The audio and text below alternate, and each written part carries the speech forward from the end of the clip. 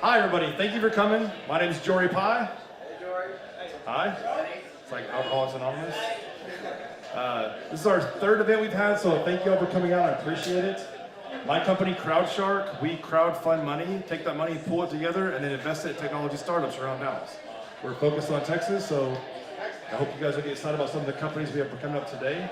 I'm going to bring up our first presenter. We're going to have 4 presenters tonight talking about their companies. They're looking for venture capital, looking for support, looking for you to go out and download their applications and try them out. We've got the guys, our sponsors and Perfect Pitch, are going to be here filming them, giving them critiquing some feedback on how to better their presentations and relay more venture capital. We've also got Veritas, who's also a sponsor. Veritas, who's actually paid for some of the food and wine. So thank you guys to our sponsors. For our first presenter, I'm going to bring up Farhaj from a company called Speight. And while he's coming up, I'll let him introduce himself while I pull up his slides. What's going on? You like the wine and cheese? It's a good combo. Right, yeah, so my name is Farhaj Maya. I'm the co-founder and CEO of a cool company called Speight. I'll be talking about it a little bit. You can hear the space, man. Sorry. Can everyone hear me okay? It's better. Awesome. The slides, just hit the space bar. Awesome. Yeah, so again, my name is Farhaj Maya. I'm the co-founder and CEO of a company called Speight, and before we dive in, I want to ask a couple of questions. So how many of you beautiful gentlemen out here have a barber and actually get your haircuts at barbershops? Please raise your hand. Oh, amazing. How many of y'all get a haircut every month? Or every month or every 4 weeks? Even better. How many of y'all believe your relationship with a stylist is kind of like a sacred oath? I mean, they're a therapist, right? You go every day. Okay, there we go. Awesome. So, yeah, we learned something really interesting and I wanted to share that with you. And there's been a huge shift in the barbering industry in the last 100 years, right? It hasn't been really disruptive. There's not been a lot of technological influence. But over the last 10, the payment model that individual barbers actually observe has shifted a lot. From taking actual salaries and commissions, now, this is a fun fact, but 97% of almost 500,000 barbers in America are self-employed. They either pay for chairs at local shops month to month or weekly, and whatever business that they bring in, they take for themselves. Right? They're contractors. They just work out of the shops and make their own money. What people don't realize is that these 97% of barbers have problems. And one of the main ones is acquiring new clients. If they don't accept online bookings 24/7, they see anywhere from 10 to 15% annual revenue loss. You might know this, but when you go to the barbershop on the weekend, sometimes the waiting times can go up to 3 hours long. But worst of all is their schedule is not optimized at all. There'll be Sundays where the shop is entirely full, and there'll be Tuesdays where they're crickets chirping. And primarily it's because franchises have cleverly invested into SEO, social media marketing, and leverage online booking platforms to corner the market. And at the same time, now local barbers, local shop owners are forced to cannibalize each other for business. But that's no more. Pretty funny photo, right? Yeah. But we created a simple solution. It's a mobile platform that connects local barbers with new and existing clients. How we do that is by providing local barbers with a platform that lets them manage their clients, their bookings, their financials all in one place so they can focus on what's most important. Their craft, cutting hair, right? But the coolest part about the company is the client app. We're able to personalize barber recommendations to your individual hair type. For myself, I'm Indian, I'm 21, 22 years old, I have dry hair and there's different parts of my texture. I went to 4 barbers from the first time I came to America and they all messed it up. I pulled up their supercuts, this lady named Linda gave me an undercut, and my hard part was here. So I was wearing a hat for 4 months and I couldn't even get a chick's number at the bar. I mean, it's kind of sad. But essentially what we want to do is we want to help men find the best local barbers that they can trust, and for barbers providing with a platform that amplifies their business. So our business model is really simple. For an individual barber that want to use a platform, which is 97% of the entire industry, we charge them $25 a month, SaaS. And they can accept online bookings 24/7, mobile CRM to manage their clients, and we also do in-app payment processing so they can account for cancellations and no-shows to make most of their time. For a whole shop, we charge them $300 a month. All the barbers within the shop can use the platform for free at no cost, and the shop owner actually gets a web dashboard to manage his POS system and also do product inventory managing. The coolest part about this is we launched last month in Dallas. So we piloted with, thank you so much. We're on iOS, we're on Android. We've been working on this company for 2 years. We piloted with 6 shops in Dallas, there's 28 barbers. We're seeing a 15% month-over-month growth rate, organic, zero marketing, and we now have almost 600 barbers on a waiting list that we're onboarding weekly. It's really awesome, and we're so excited for our traction. So I'll dive a little bit more into our product. Essentially, like I said, Speight Biz is the app that individual barbers pay for. It's $25 a month. We offer them calendar management, client CRM, in-app payments, make sure that their entire business is taken care of so they can focus on their craft and at the same time earn more revenue. Fade is a client app that you can download right now and book haircuts with awesome barbers here in Dallas. All we do is we personalize barber recommendations. You can see haircuts that they've specialized in before and make sure that the services that you book are ones you can trust. So you don't come out with a lineup that kind of looks like a triangle that you're not a fan of. And finally, Fade Hub is the shop management platform that we offer. The market is really growing and is growing really fast. So $27 billion is the market cap for the men's grooming industry right now, but we're focusing on the $6 billion barbering market. But within that, we hone down and focus on the African American community, Latino community, Asian communities, because there's a high frequency of haircuts. Men usually pay on average $28 per haircut, and they also get it every 1.8 weeks. That's in the DFW Metroplex in Austin alone. It's higher out in the West and East Coast. What we make sure is we equip these barbers with platforms that let them compete toe-to-toe with franchises at the same time grow their business. The customer acquisition cost we're seeing right now is $18, and that's for a barber. A lifetime value for a barber is $300 per month, or sorry, $300. That's a 12-month contract that they sign with us that they can leave any month because we're really barber friendly. And lastly, the lifetime value we're seeing for shops is almost $7,176 because that's $300 a month for almost 2 years. So the competition, there are booking platforms that are out there. The Cut is our most direct competitors, Booksy and StyleSeat. So StyleSeat processed almost $1.6 billion in transactions last year, and that's from bookings alone.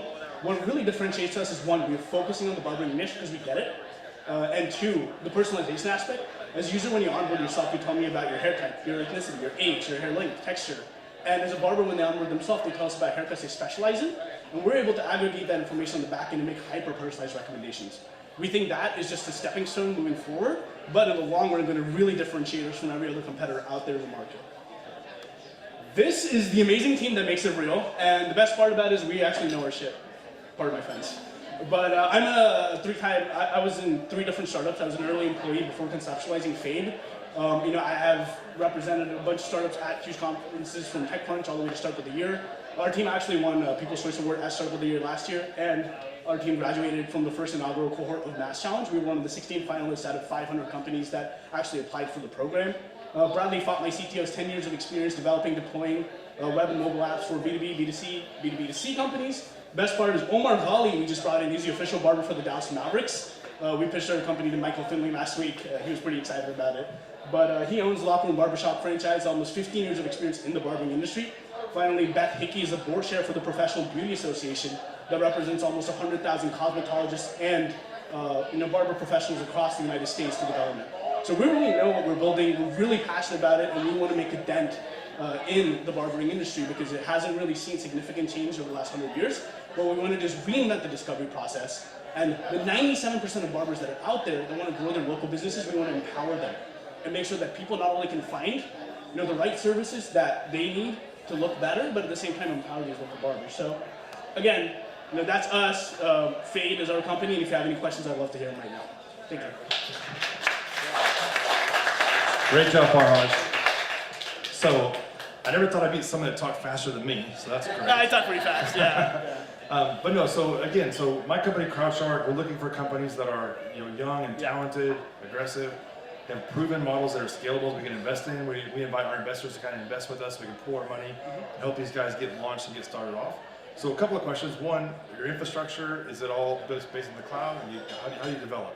What's your development model? We develop entirely in-house. So Brad did the entire back end, I did UI UX and front end. So it's just both of us right now. Okay, so 2 of you guys. All right, cool. And then you said, question, yes, Dave. Yeah, so you guys are totally viable, like right now.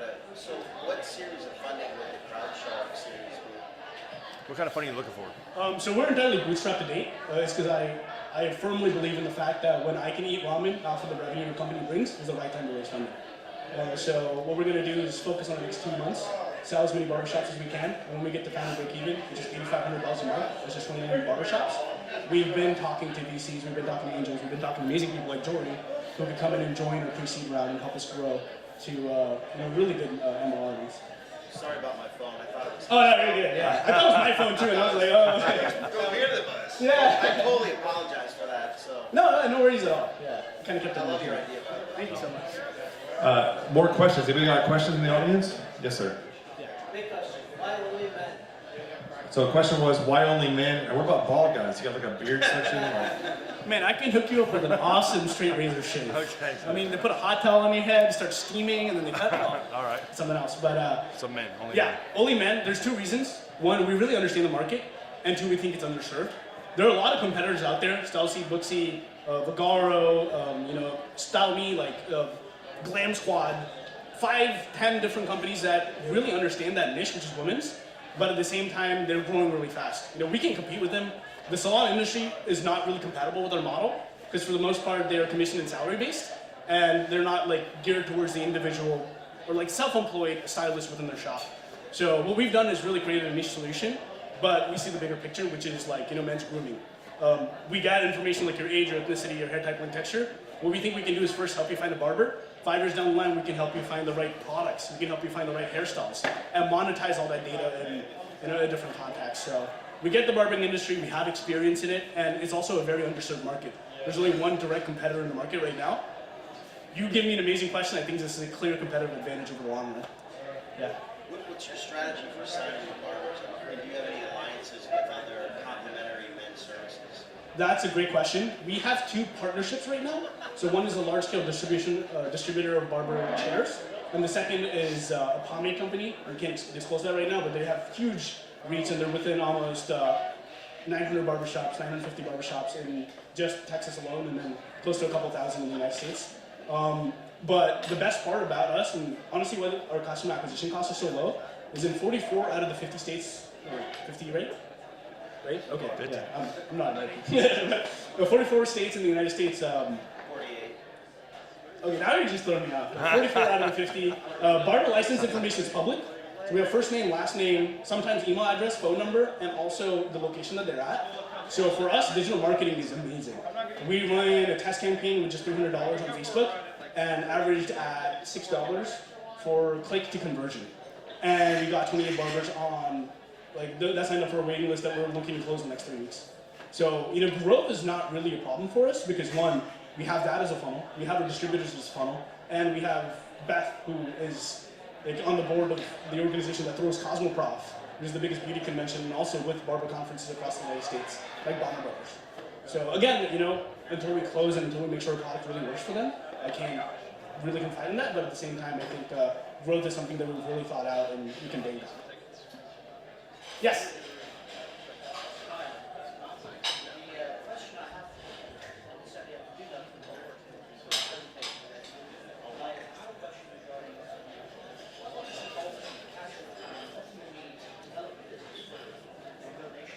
Yeah.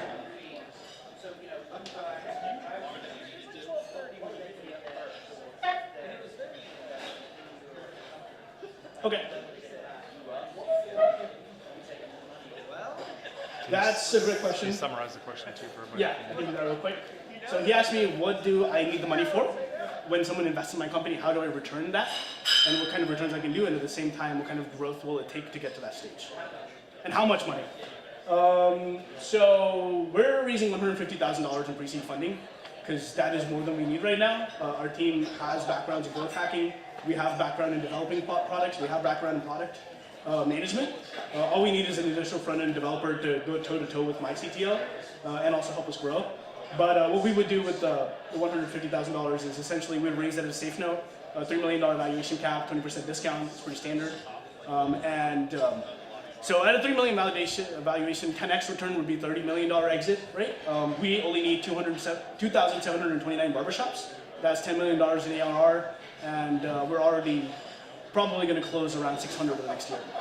So I think we have a clear track to exit. I already have conversations with L'Oreal's Open Innovation Program and P&G, which are the 2 people we're thinking of possibly exiting to, because they've acquired 2 different companies, Bevel with Tristan Walker's company, and also the Hims, which has raised like $2 million.